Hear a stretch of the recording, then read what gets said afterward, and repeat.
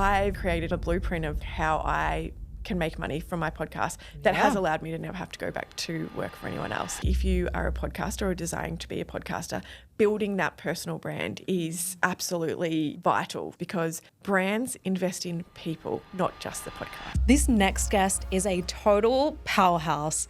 She took a risk and left her 9-to-5 just 6 weeks after launching her Healthy Hustlers podcast. She's now got millions of listeners. I launched my podcast with 0 Instagram followers. I was really curious about how successful people stayed at the top of their game. And what I'd found was they prioritize their healthy habits. She's helping women just balance their hustle and showing that you don't have to burn out to be successful. Don't shine too bright. I really want to stand in that and shine as bright as I can because I know that I'm here to make a positive impact. Madelyn Carafa, welcome to the Unstoppable Success Series.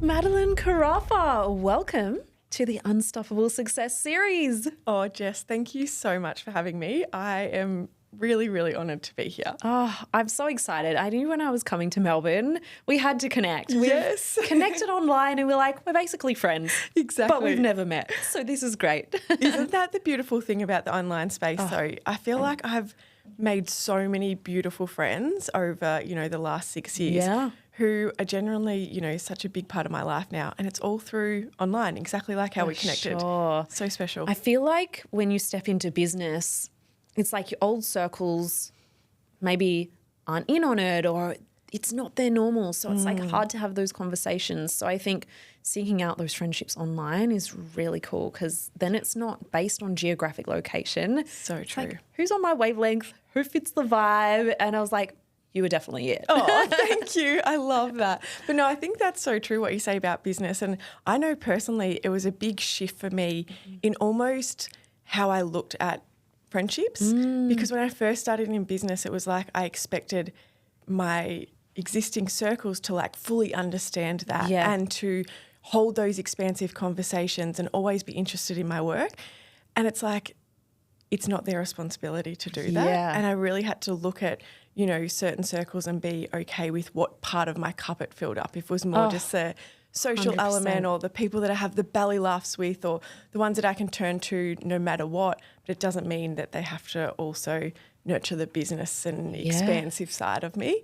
Yeah, So I love that you mentioned that at the start. Because everyone gives us different pieces of the pie. Definitely. And I think, having some friends in business is amazing because they get it. Yep. And then having other friends outside of that is great so we can disconnect sometimes as well. Totally. And that's what how nice is it sometimes to actually just go to a girls' lunch and not have to, think about work or be on. Yeah. It's nice to just go and laugh and, Exactly. have a nice feed. So For sure. that was something I had to get really comfortable with. Oh, definitely. Okay, before we dive into all the juicy tips, goss, I actually have a game that we're going to play. Fun. So it's called Healthy Hustle or Hot Mess. Oh, goodness. I'm a good bit of both of these. Okay. So this will be I think fun. we all are. But I want to get your take. So this is going to be a rapid fire. Okay. And I'm just going to share some scenarios and you're just going to tell me in your perspective, no right or wrong answer, but is it the healthy hustle or is it a bit of hot mess? Okay, let's go. Okay. Quick fire. Ready, set, go. Skipping breakfast for back-to-back meetings. Hot mess. Hot mess. Working out while listening to business podcasts. Oh, no, that's healthy hustle. Healthy hustle. Investing in your business without a backup plan. Oh, yeah, that's a hot mess. Having an inbox with 100 unread emails. Oh, that's me at the moment, and that's a hot mess. Own it. What about hiring your best friend as an assistant? I think that's really hard. For me personally, probably hot mess, but I'm sure for many people that could be a really healthy hustle. Yeah. What about investing heavily in personal development before making any profit? That's a healthy hustle, I think. Yeah. Definitely. Love it.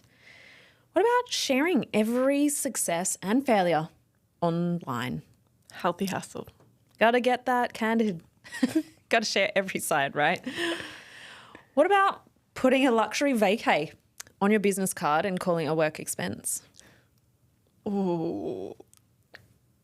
If you're getting content, maybe healthy hustle. If it's Look. not, then hot mess. I haven't personally done that, so. Look, it's the accountant's challenge I was going to to say. put it on the right account and call it a work one. Exactly. What about sharing your income publicly on social media? Bit of a debate on that one. I am. Yeah. And I think that is a total personal take. Yeah. I think it's. What's your take? My take is if you are rock solid in that and it is something that is a part of your business and a way that you can show, your potential clients of how you can either scale their business or add value to their business, it makes sense. Yeah. For me personally, I choose not to do it. Yeah. But that's because maybe I will in the future. It's right now, it's Never not say something never. that I do. Yeah. So, and I don't feel comfortable doing it. Yeah. I've had a few moments where I've shared money and it hasn't felt good to me. I actually have a course which is all around making money from a podcast. Exactly. But, yeah, I think I battle with this because sometimes I ask myself, is that just more inner work that I need to do to be comfortable with that? But I think it's a really interesting one, especially if we're talking about the coaching space. Definitely. What's your take? I'd love to know. Yeah, I'm all for it. But I think it's, again, a personal journey. I don't think everyone should share every single piece of money and like all their entire balance sheets and profit and loss and every detail. But if people are sharing it, there needs to be a level of transparency around it. Yeah. There's all these jargon about what's sales, what's revenue, what's cash, and there's inflated numbers. And I think some people probably lie about it. Yeah. But I think if you're sharing it from a place of women getting to witness other women in holding large levels of wealth, I know that it was super inspiring to me to hear a woman making $30,000 a month. I was like, what? Like, that is blowing my version of reality out of the water. And then I was like, hey, maybe I can do it too. Yes. So I think, again, there's two sides of the coin. I have in the past. I don't do it all the time. But it's like time and place. Yes. And how does it help and support others? I really resonate with that. And I think, I've invested in coaches who share, like I've been really driven or gravitated towards them because they're showing me what's possible from a financial perspective. But right now where I sit, I probably don't feel overly comfortable sharing. Yeah. But yeah, that might evolve over time. Yeah. So who knows? Oh, powerful, juicy combos already. We haven't even got started. I think that is going to round out our healthy hustle to hot mess game. Maybe that can become a segment on your I love it. I know, that was so good. Nice little spontaneous move. Yes, I like it. It just kind of breaks the ice a little bit. So good. Now, I'm all about owning our success. Yes. Unapologetically. And so before we get in, I want to hear your unapologetic brag on something you have achieved lately, a win you've had. Maybe it's even just progress towards a major goal. So give it to us. I love this, but I'm not going to lie, it's a really uncomfortable question for me because I really battle with the unapologetic side. It's something that it's like a muscle for me that I've constantly had to, strengthen and be okay with.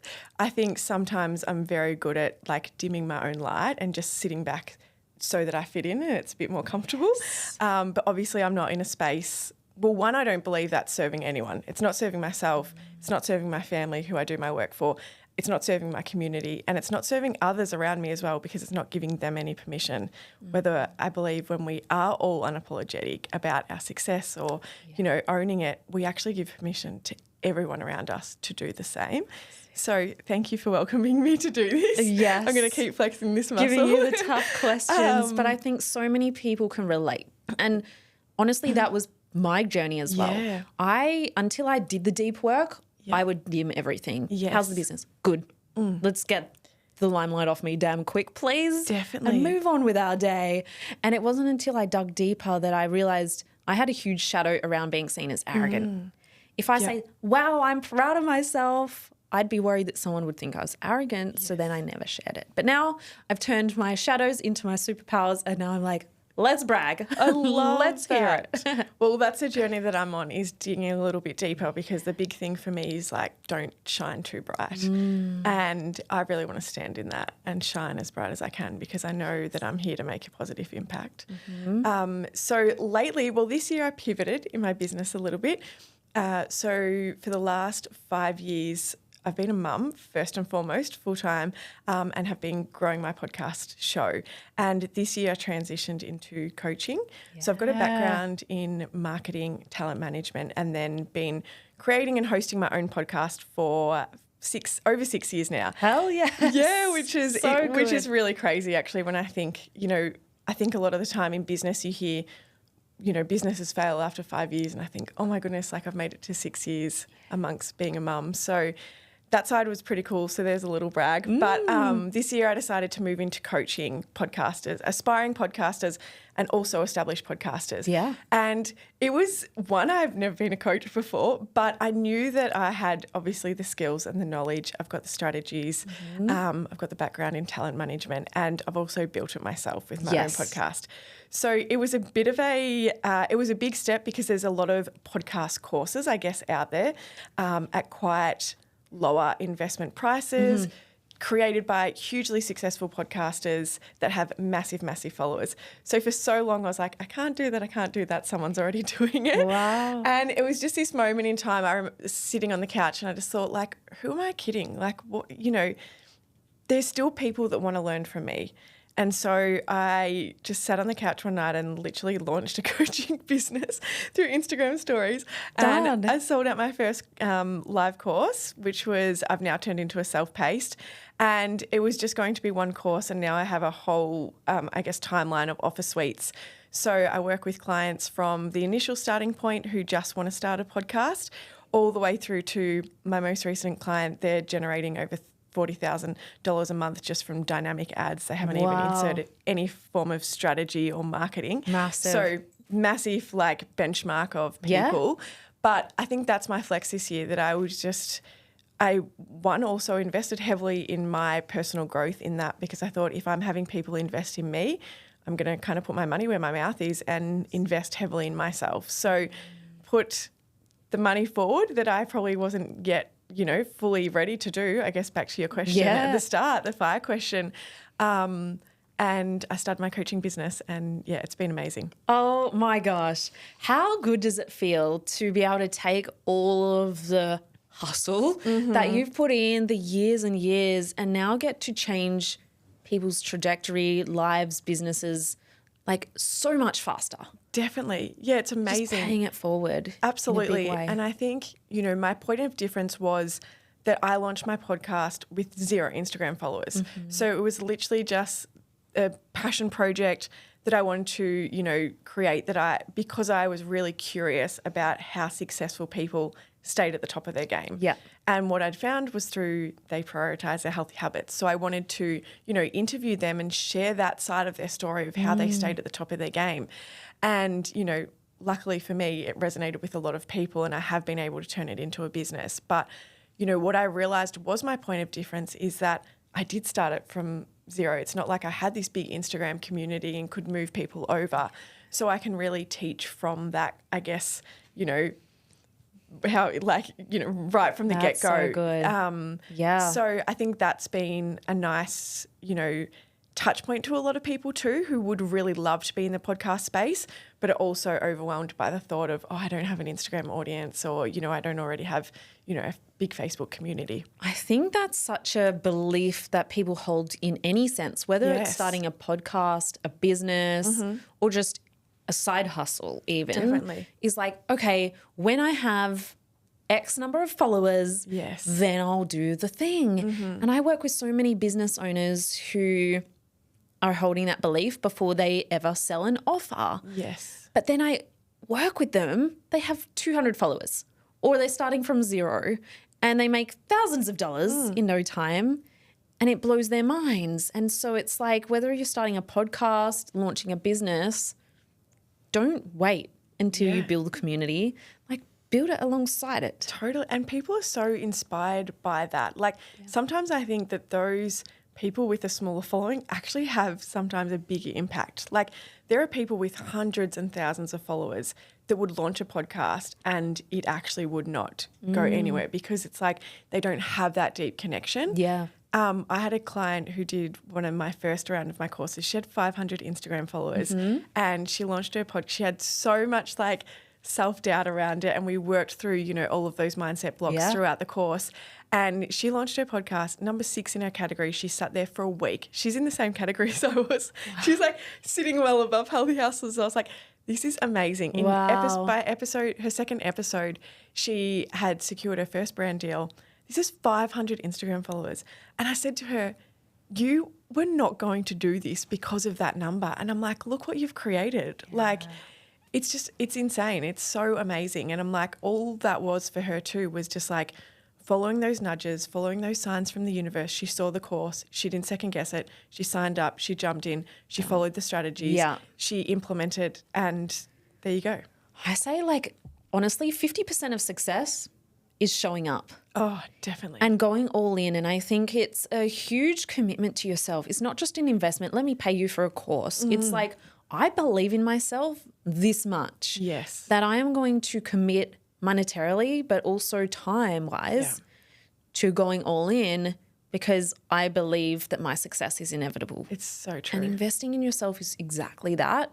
And then it's no wonder that even probably before they start the course, they're already having shifts or mindset beliefs, and all of this momentum starts to build before they even start the damn course.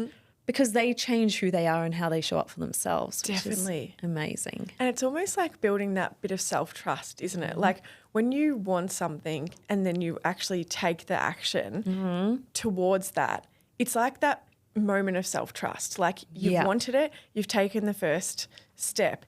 Then you actually start to implement it and do the things, the actions required. And it's like this journey of then building so much self-trust that you actually can show up for this, you actually can do this. And I think that's what I love, the unfolding, you know, of that self-trust journey for people of like showing them what they're actually truly capable of. Definitely. Speaking of action, yes, I want to go back 6+ years to when you started and launched your podcast, Healthy Hustlers. Yes. It wasn't really a thing, particularly in Australia. In the USA, I think podcasting, they are a little bit ahead of us, but it was not a thing. So one, where did the idea come from? Well, let me try this thing on a microphone and put it out into the world. And two, what gave you that self-belief to kind of go all in on that? Beautiful questions. I love that. And it absolutely was not a thing. And to the point where for 3+ years, I would go to like events or parties and people would be like, oh, what are you doing these days? And I'm like, oh, I've got a podcast. And they're like, podcast? What's a podcast? And I'd be like, kind of like a radio show. Yeah. I was like, I didn't even really know how to. And then I really shied away from saying that I did a podcast too because people just really didn't understand it. Yeah. But so it initially started really, I guess, well, to give you some context, I was in marketing for quite a few years. And as I worked for a big global fashion brand, and as part of that, we used to interview a lot of like influencers and entrepreneurs for the blog or in like live settings in our stores for activations. So I was always kind of just like handed the mic, or, you know, my manager was always like, oh, Maddie, you'll do this. You're confident in doing that. And I think I really wore that as a bit of a badge of honour because it was like, there was a lot of big personalities in my team and a lot of women that were like very much in their power. And so as a young, you know, person in their first corporate job, like I loved that I kind of had that role to play. So I really owned that in the workplace. And I got to meet so many incredible people through it, some really inspiring entrepreneurs, athletes, you know, well-known Australian celebrities, I guess. And then I transitioned jobs because I was struggling with a bit of burnout. Yeah. And when I moved, I really just didn't realise, I guess, how much I loved that component of my job. So I was feeling really unfulfilled in the new job that I had. It was a bit more dry marketing. Yeah. And so I started to create a lot of space in my life. And I really grew up with this like intrinsic belief, I guess, that I was here for to do something. And every job I had, I was always like, there's something coming. And I was just totally detached to the timeline of that. I just knew, my inner knowing, that there was going to be something. And so it was just this, when I'd brought awareness to the fact that I was really missing these conversations, and also I'd injected a lot of healthy habits in my life, and they were really helping me from a hustle perspective. And I was walking home through the botanical gardens actually here in Melbourne, and it literally, the only way that I can describe it was like a download from the universe. The name of the podcast dropped into my head. I was just like, you need to start a podcast, and it needs to be called The Healthy Hustlers. Wow. And I was I just got goosebumps. It was my whole so, body. I still think about it to this day. I remember what I was wearing, exactly where I was standing on the path. I called my best friend. I was like, this is so wild, but I've just had this idea. Do you want to do it with me? And she was like, oh, I love it. So I went home that night.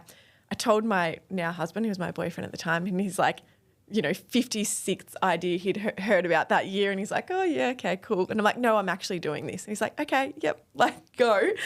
And I put it down on paper. And one of the things I did, one, I put down the idea or the concept, the type of people I'd like to interview, the conversations would hold. But then I actually mapped out a plan of how I would make money. Yeah. So right from the initial get-go, it was it wasn't just, I say it was a passion project and I launched it as a passion project, but I was like, from the day dot, I had mapped out how I was going to make money from this. So I knew that it was going to be something so interesting because obviously, one, half the people don't know what a podcast is, but I can probably guarantee no one was talking about, hey, did you know you can actually make money from a podcast? So how did you know that people actually make money from podcasts? And two, how did you decide on how you wanted to monetize it? Because I think a lot of entrepreneurs can get so fixated on finding the right answer. Tell me exactly how, and then I'll go and do it. They'll wait until they get an education or a course or someone to tell them, here's how you need to monetize, which great. They can shortcut all of that by learning from you.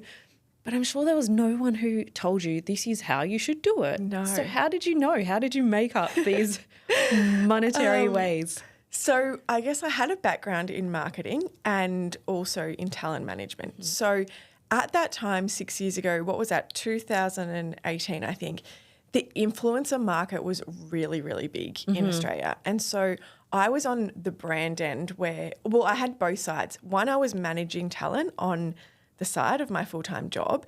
And also from a marketing perspective, I was working from a brand lens. Yeah. So I was dictating where we were putting our money into influencers. So I had a very clear understanding of, one, what brands were willing to pay for, and two, what influencers were charging, and I guess the types of deliverables that they were giving to brands. Yeah. So I guess that foundation was already really set for me, and it was just about implementing it into my own kind of business and strategy. So a lot of it was trial and error, but that's where the foundation definitely came from. And I think the podcast space has evolved so much. Like when I started 6 years ago, there wasn't dynamic ads or, which dynamic ads are kind of those radio-like ads that drop in that's not your voice. Yes. Which is how majority of podcasters now would make money. But I've kind of created, I guess, over time, a blueprint of how I can make money from my podcast that has allowed me to never have to go back to work for anyone else, even while, through motherhood and having my kids. How freaking cool. Okay, I want to dive into how you monetize and do all of that. But firstly, I know that after just 6 weeks, you went all in on it.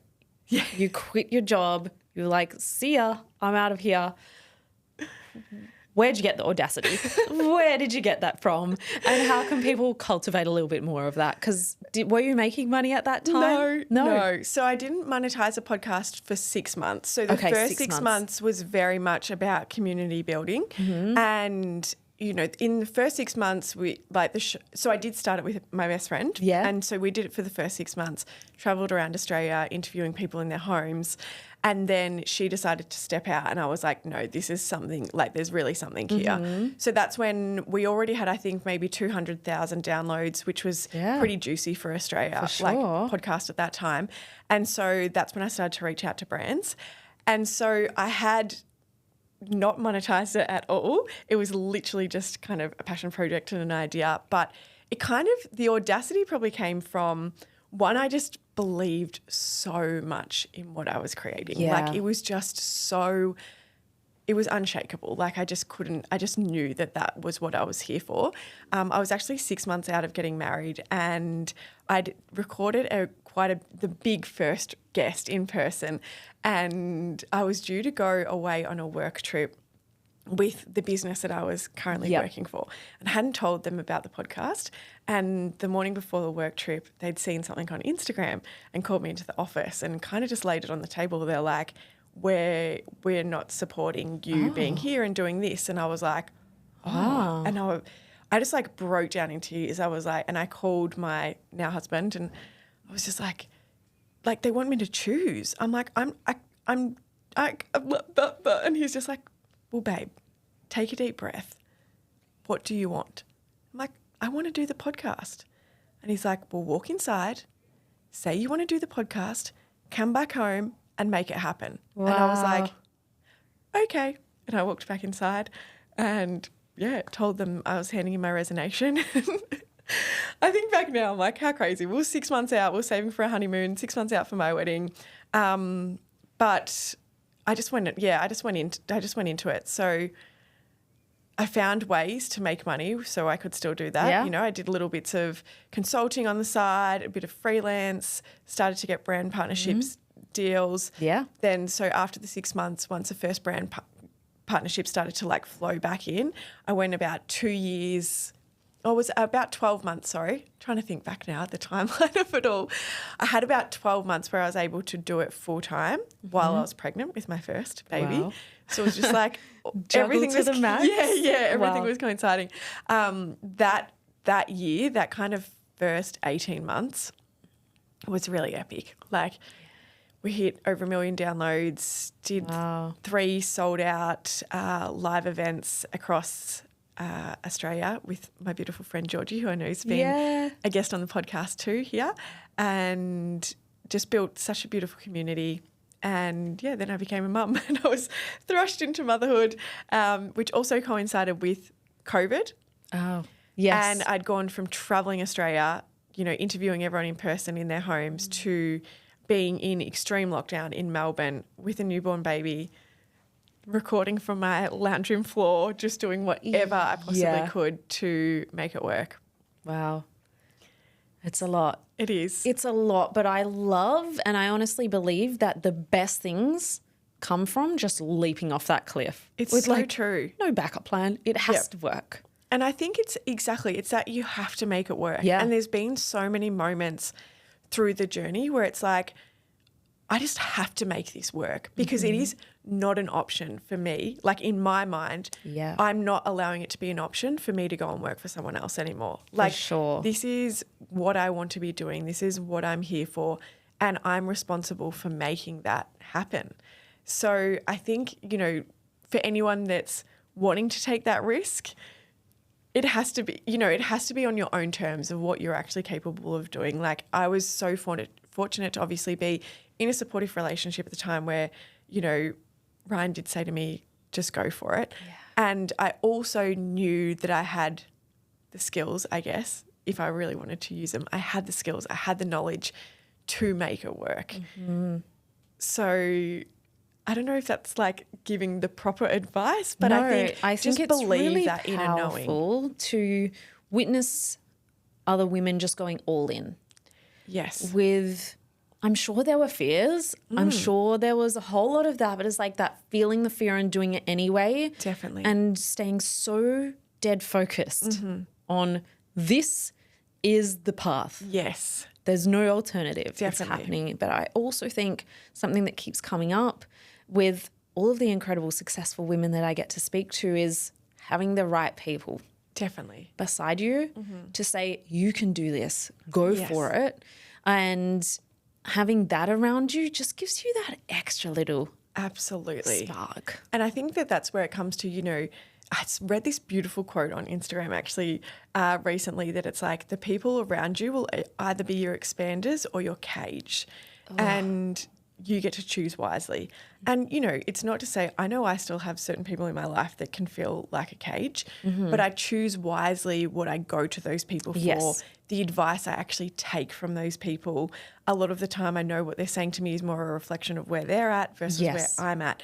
So the choose wisely for me is like, I'm not going to get rid of all the cages because I know sometimes that's impossible. But I think the environments that you choose to place yourself in are so, so vital to your success. And that's where, you know, going to networking events like this, like connecting with people that you desire to be friends with or in circles with or have cheering you on. Like this started with a DM and you like beautifully jumping into my inbox and like we've voice noted each other back and forth and I'm like, how nice that now we're in each other's corner and can support each other's goals and dreams. But we all have the choice to kind of do that. It's just like being brave enough to take that. Yeah. And one of the beautiful ways I like to look at fear too, because there was a lot of fear and there still is. Like I still, you know, even coming in today, I was like, this is a reverse role for me. I'm not used to being a guest. So there's like this bit of fear of like, oh my goodness, like she's got incredible women on this podcast. Can I actually like deliver on that? Can I show up for it? But it's like, I look at fear as almost meeting the current edge. Like it's meeting where you're currently at. Yeah. And then you have to be brave enough to take that step over the line. And I'm such a visual person, so I almost see it as like when I feel the fear, it's like I see it as this red line and I'm like, and a door like almost opening and it's like step through. And the moment that you step through, the fear actually turns into excitement and possibility and optimism and all these beautiful feelings. And it shows you that you're actually reaching your next level, this next evolution of you. You know, you're doing something that scares you, but nothing's born from comfort zones, I don't think. No magic anyway. If you're not feeling the fear, you're not dreaming big enough. No, I totally agree. Yeah. I love that visualization though. Yes, I'm such a visual person. Powerful. I can see it. Yes. I think for me, it's like I need to be able to like fully see something and it's just like walking into this really open, expansive, bright, like where the possibility is endless. Beautiful. I can see everyone right now is visualizing that red line and we're stepping right over it. Maybe we're jumping over it, getting dragged over it. We're going over it in some way or form. Definitely. All right. I want to talk about monetizing a podcast. And I love to talk about money in this way because oftentimes if you have a friend who's a teacher or a doctor, you're like, I kind of get it, how you make money. Yes. You do in your job. I've seen it in the movies and all of this. But when it comes to entrepreneurship, it's like, how the hell do you make money? My brother doesn't even know what I do. Yeah. Like, he's like, I think you're like a female Gary Vee, but I have no idea actually what you do. That's a good compliment. Like, okay, I'll take it. Thank you. But I think podcasting is still kind of a world that we don't get to hear too much insight into. So can you take us through different ways that people can kind of monetize a podcast? Definitely. Well, I think in the podcast space, there probably isn't a way to monetize. Do you know what I mean? Which is exactly what you've just said. Entrepreneurship, like you just make it up. You just make, and that's what I think the beautiful thing is, that you can just make it up, you know? And I have clients come to me who some are having 100 downloads an episode, some are having thousands, and they're like, am I ready? And I'm like, you tell me. I'm not going to tell you when you're ready. Like you tell me if you're ready, because you know, I started making money from it when it was a lot smaller than it is now. But I think that it really starts with that mindset of one, knowing that you are creating something that is worth being in. And something a hypnotherapist actually took me through, I had a big thing with dealing with people saying no. I had to get very comfortable because there's a lot of no's in the podcast space because people simply don't understand it. It's very different to being an influencer, I guess. Yes. People don't understand the value. So you have to be very comfortable with a no. And a hypnotherapist said to me, you need to think of it as a table, and not everyone's going to be comfortable with having a seat at your table. But that's okay because the people that do are going to love it and are going to be there for the right reasons. And so I think of monetizing the podcast like that. I love So the first thing I think is just be comfortable with not everyone is going to be for it, but that's totally okay. It doesn't mean that you shouldn't be monetizing it. Yes. So the most traditional way to make money is through what they call dynamic ads or automated ads, which are, like I mentioned before, radio ads that drop in. They work off a campaign basis. So they would drop in on every single episode in a position of the episode that you have allowed. And they would be there for, say, a 6-week period. Yep. And they would also be advertising on thousands of other podcasts in your category at the time. That actually works off a set amount of downloads equals a set amount of revenue. It is very much out of your control. It's usually managed by standard across any kind of company. Standard, yes. Most hosting sites allow you to do that. Yeah. The way that I have built out how I monetize is one, through different packages that I have. So the most, I guess, strategic package, which has allowed for, recurring revenue for me, is long-term brand partnerships. Yes. So for long-term brand partnerships, what I really, I guess, look at is, one, having a really strong personal brand. So I think if you are a podcaster or desiring to be a podcaster, building that personal brand is absolutely vital to the success across social media and other platforms social media, as well? And so to build a personal brand, one, I think you need to have a really strong niche. So have something that is your superpower or the thing that you're talking to, and be really clear around the boundaries of what you share in that. And two, to have a strong personal brand. So if it's Instagram, TikTok, all the channels, one of the channels, I've only ever really used Instagram to build my personal brand, but it is to become the true embodiment of your work. Yes. And the reason why your personal brand is so important for podcasting monetization is because brands invest in people and the personalities behind it, not just the podcast. Yeah. There is absolutely, exceptions to the rules. There's true crime podcasts and documentary style podcasts that obviously, generate money. But from a brand investing in a podcast, your personal brand is going to be your superpower. Yes. And having that really strong niche. So the way that I've been able to establish long-term brand partnerships is having a really clear understanding of, one, my personal brand, what I stand for, what the values are of myself and the Healthy Hustlers, and then what are other brands that actually align with those values. Because then there's these beautiful synergies and the brand looks at you and says, oh yeah, that podcast is a perfect match for us. So I really try to understand a brand's objectives and their desires, where I think they want to go. That comes through looking at other influencers they're working with, the brand activities they're doing, where they're advertising. So I genuinely find if they're a brand that advertises on things like billboards, magazines, television, they really understand the importance of brand awareness. Yeah. And brand awareness is basically what podcast advertising is. Yeah. It is not necessarily a direct, what's the right word to say? Like a direct sale for, on Instagram you can share a link. Through an episode and you're probably going to store it in your memory to go and look at it later, probably not clicking on the thing. Yes. Yeah. And you can't drive, from a podcast, we can't track click rates, open rates, all of those. Yep. So it's very much a brand awareness. Yes. So I look for brands that are doing brand awareness, that are investing in brand awareness. You don't have to convince the value. And then they understand, it's showing me that they understand that consumers need multiple different touch points to see them. But it's that kind of omnipresence, I guess, approach where a brand is then seen everywhere. Like someone's driving down the highway and they see them on a billboard and then they open a magazine and then they listen to a podcast and it's like, oh, this brand's everywhere. I need to purchase it. But it's that brand's just been very strategic to be everywhere where that person would be. So with your long-term brand partnerships, do they get, I guess, eyes across your social content, your podcast, maybe email? Like you kind of say, here's a whole package of all the places you can be. Definitely. Yeah. And I think that that's where I've been able to be quite strategic, having the marketing background. I've been able to kind of keep my finger on the pulse with what brands are looking for as the landscape's really evolved. So like a big transition over the last kind of 18 months has been user-generated content. Yeah. So brands are shifting away from traditional influencer marketing where they just pay an influencer to promote a product on their channels, and have been investing a lot more heavily in user-generated content, which is where someone potentially with no following whatsoever but is just a beautiful content creator will create content, real-life content, that brand can then use on their channels for either sponsored paid marketing or on their Instagram feed to generate sales. So these are the things that I continue to watch and look for and then to inject into packages. Yes. I also don't have a single carbon cut and copy package.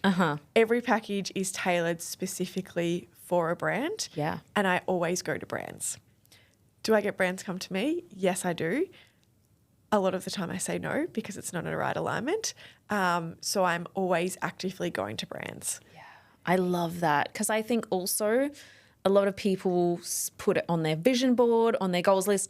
I want brand partnership. Yes. And then they wait. They wait. And they're like, where are the brands sliding in my DMs, contacting me? It's not going to happen. And I've been similar might, on my journey. Like I have asked Yes. every major Yes. opportunity that I've had. Same. You've got to be bold enough to ask. But also, like you said, whether you're pitching a brand or a friendship or Yes. whatever it is, speaking on stages, any kind of pitch, you need to think about what's in it for them. So Like true. you said, you look at what do they want out of it, and then you slide in with that. And that's what I think, that's where I think the success has been, is those tailored approaches.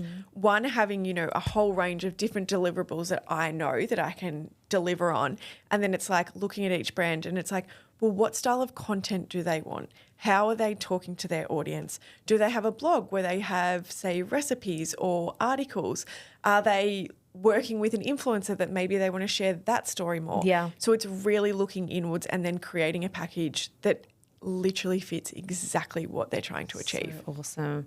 I think that's key. I think we've put on the fact that it's important to cater it, ask Definitely. them what they need. And I think exactly what you said though as well about like you being willing enough to and brave enough to go to brands. Like Yeah. I'm exactly the same. Every brand deal that I've had has been either a previous relationship that has been well established and they've, you know, either a marketing manager's moved to another brand and they've been watching, we already have an existing relationship, or it's been me going to them. And that looks like, speaking opportunities, collaborations with, you know, other people that has generated money through my business. Like I put so much out into the world and it's like constantly putting it out, and not everything lands obviously, but what is meant to does. Yeah. And I think you need to be willing to just put yourself forward all the time to continue to move that needle. And also just like moving on those little bits of inspired action, like those it's also moving on those moments of inspiration. Like when an idea is sparked, move on that, action that. Yeah. Like that's given to you. I look at our ideas as our wealth. Like it is given to us for a reason. My ideas are given to me, yours are given to you. That is your wealth because you have the ability to go and create something with that. Yeah. That in turn builds a bigger community, impacts more people, maybe generates money, whatever it is. That's actually your wealth. And so I look at my ideas as that. I'm like, it's being handed to me right now. I need to take action on this. Love that. What came to mind when you said ideas are like wealth? It's like you can either save them or you can spend them and put them out into the universe. So true. That's so incredible. I love all your metaphors and the visualizations. Give me lots of inspiration. You can tell I'm quite spiritual. Yeah. But before we round it out, I have to ask, what is your definition of unstoppable? I was thinking about this a lot actually, given, you know, your beautiful podcast name in the series and, you know, your book, Unstoppable. And, you know, since we've been connected, it's something that I have really sat with and thought about. And I think in different seasons of life, it has evolved and shifted that meaning. Once upon a time when I, you know, left my corporate job to do the podcast and I didn't have children, unstoppable was that like relentless action. It was like not taking no for an answer. Like no was just not right now. I would just move the needle day after day after day in my business. That was kind of unstoppable. I was fueled with confidence and, you know, really felt like I could take over the world. Those seasons have evolved. I have 2 young kids now. I'm predominantly mum mode a lot. Yeah. So unstoppable for me at the moment in this season of life is really about my mindset. It's about investing so heavily in my own knowledge so that I have the tools and the mindset to continue to move forward no matter what the season of life is. You know, I go from 2 days of work to then the rest of the week in full mum mode, and having that mindset throughout that I'm still capable of this, like dropping the guilt of leaving the kids, is actually what makes me unstoppable. Yeah. Wow. I love that. And I love just all your different seasons and how it evolves. And I think that's key with anything, that we get to evolve as definitely. we grow, as seasons change, as you become a mum. And that's the beauty of it. Nothing is ever stationary. It's so true. And I actually remember Georgie saying this on her podcast, Rise and Conquer, but she said there'll be so many episodes that I go back to when I don't agree with what I said back then. But she's like, I'm proud of that because that shows evolution.